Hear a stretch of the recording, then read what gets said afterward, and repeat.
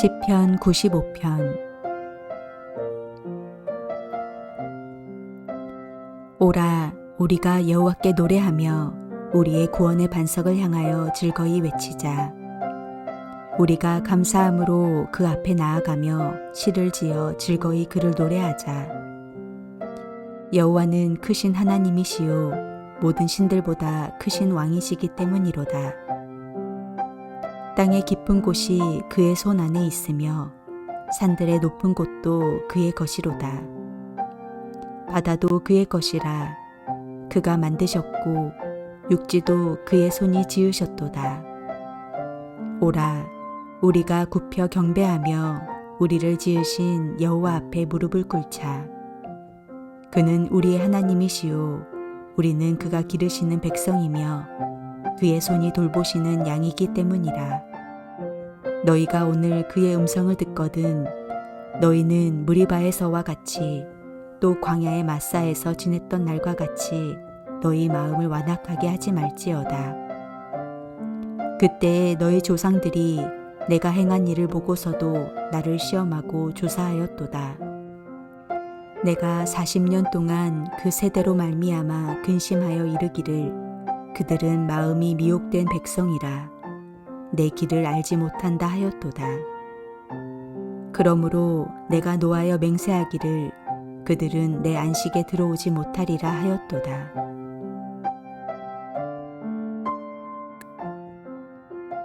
오늘 본문인 시편 95편은 이스라엘 백성이 하나님 앞에서 예배를 드리기 위해 예루살렘 성에 올라가면서 불렀던 찬양입니다. 시인은 하나님 앞에 나아갈 때 하나님께서 베풀어 주신 은혜와 행하신 일을 보며 감사함으로 나아가자고 말합니다. 오늘 본문은 오라고 부름으로써 시작됩니다. 하나님께 노래하며 구원의 반석이신 분을 향하여 즐거이 부르라고 초청합니다. 그분께 나아가는 자는 감사와 찬송과 노래로 즐겁게 나아가야 합니다. 이것이 예배를 받으신 하나님께 합당한 예배자의 자세입니다. 하나님은 크신 하나님이시고 모든 신 위에 크신 왕이시기 때문입니다. 누가 왕 앞에 나아가면서 시큰둥하고 슬픔에 잠길 수 있단 말입니까? 1절 말씀을 보면 오라 우리가 여호와께 노래하며 우리의 구원의 반석을 향하여 즐거이 외치자. 우리가 감사함으로 그 앞에 나아가며 시를 지어 즐거이 그를 노래하자라고 노래합니다. 여기서 오라고 초대받은 사람들은 즐겁고 평탄한 삶을 사는 사람들만을 말하는 것이 아닙니다. 고통을 받고 있고 원하는 일이 제대로 풀리지도 않고 그래서 고민하는 사람들도 포함되어 있습니다.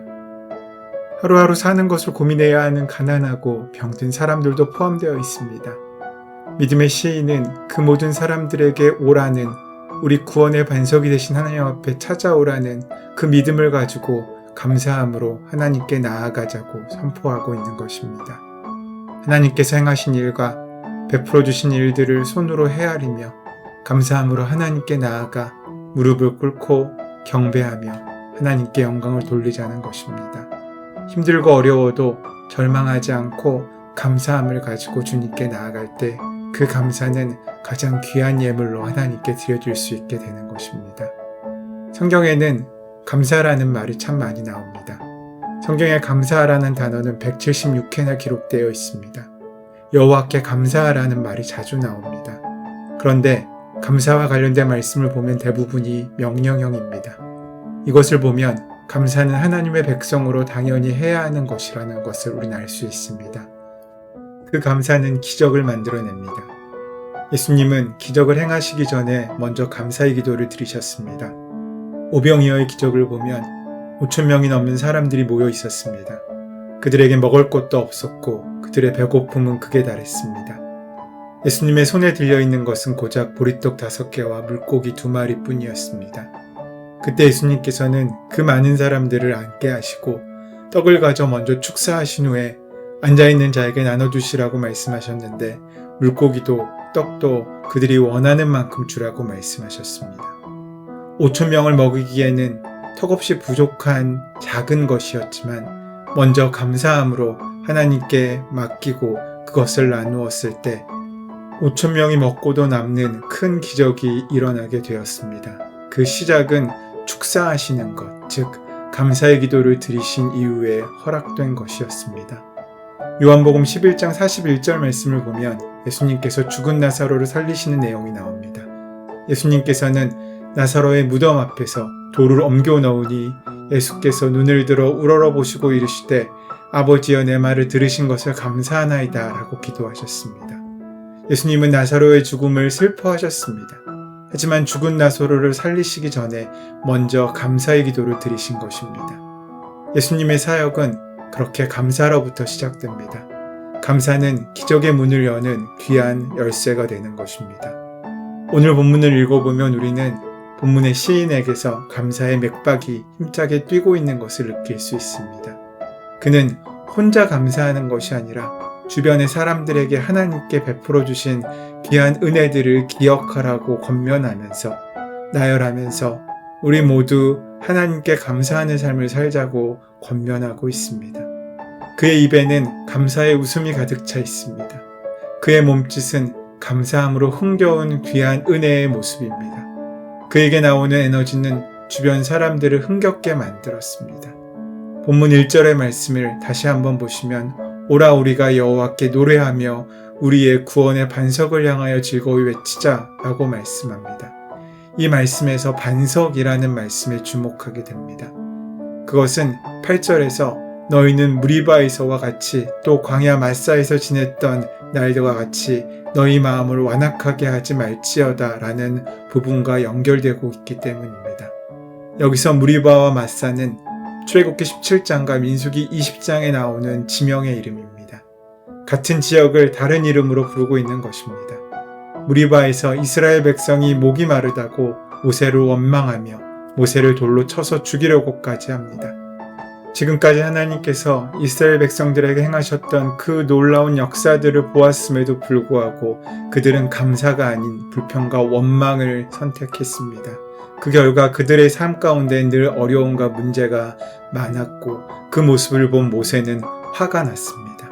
그래서 모세는 화를 내며 지팡이로 반석을 쳐서 물을 만듭니다. 그러나 이 과정에서 하나님의 영광을 가리는 일이 벌어집니다. 이런 이유로 이스라엘이 고통을 당하고 또 모세도 가나안 땅에 들어갈 수 없게 되었습니다.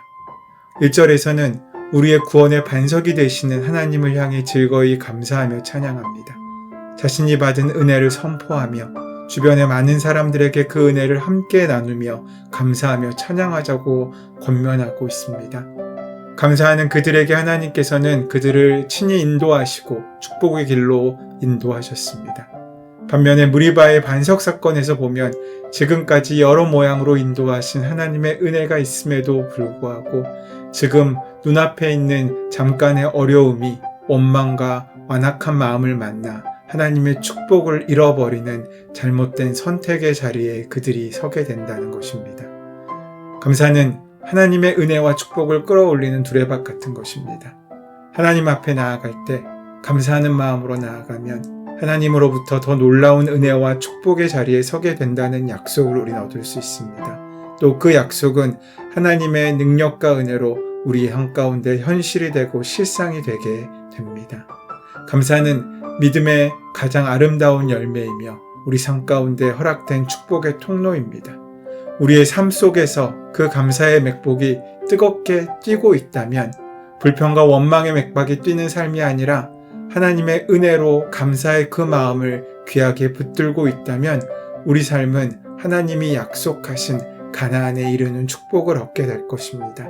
반면 불평과 원망으로 가득 찬 인생을 산다면 우리 삶 역시 물은 얻었지만 무리바의 아픔을 만들어낼 수밖에 없습니다. 감사의 원천은 그 땅에 있는 것도 그들의 소유에 있는 것도 눈에 보이는 큰 기적의 현장에 있는 것도 아니었습니다. 그들과 늘 동행하시고 함께 하시는 하나님에게 있습니다. 그러므로 감사를 지키는 길은 하나님의 손을 놓지 않는 데 있고 그렇게 하나님의 손을 붙잡고 동행하며 은혜 가운데 나아가 감사할 때 우리의 삶은 더 큰 감사로 이어지는 축복의 자리로 이어지게 될 것입니다. 오늘 본문의 시인은 땅의 깊은 곳이 그의 손안에 있다고 얘기합니다.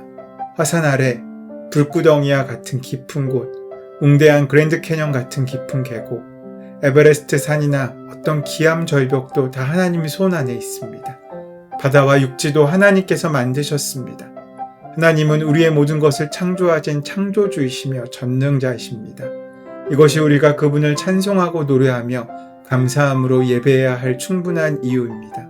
그래서 다시 시인은 와서 굽혀 경배하고 우리를 지으신 여호와 앞에 무릎을 꿇자고 이야기합니다.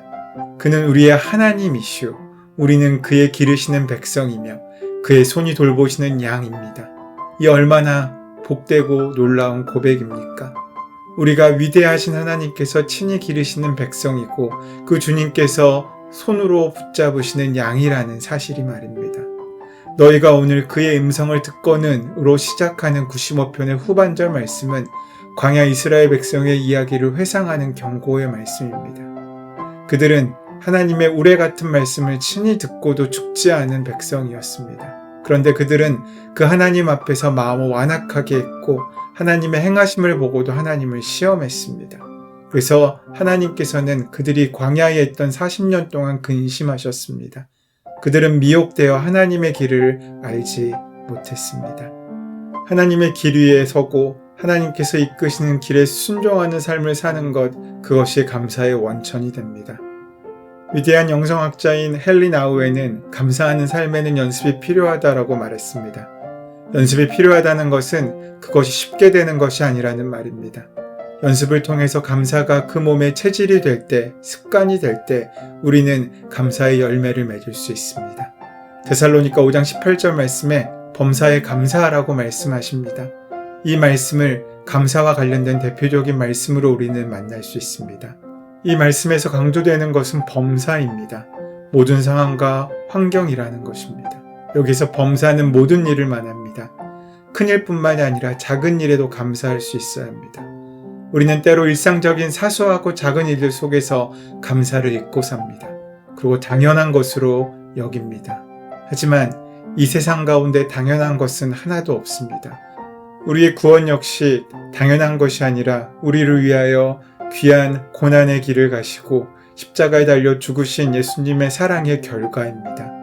그 사실을 기억하고 인정할 때 우리 삶의 모든 순간은 감사의 자리로 바뀌게 될 것입니다. 하나님께서는 오늘 우리의 인생이 그 감사로 채워지는 복된 삶이 되기 원하십니다. 그 은혜로 살아가는 저와 여러분 되시기를 소원하고 축원합니다. 하나님 아버지, 저희를 하나님께서 기르시는 백성이요 그의 손으로 돌보시는 양이라고 말씀하셔 주시니 감사합니다. 그 주님의 은혜를 기억하며 감사하는 삶으로 우리의 인생을 채워가 감사의 열매를 맺을 수 있도록 인도하시고 함께하여 주시옵소서. 예수님의 이름으로 기도드립니다. 아멘. 이제 오늘 주시는 말씀이 우리 삶 가운데 귀하게 나에게 만나지는 말씀으로 만나지기 위하여 함께 묵상하시고 기도하시는 시간 갖도록 하겠습니다. 함께 기도합니다.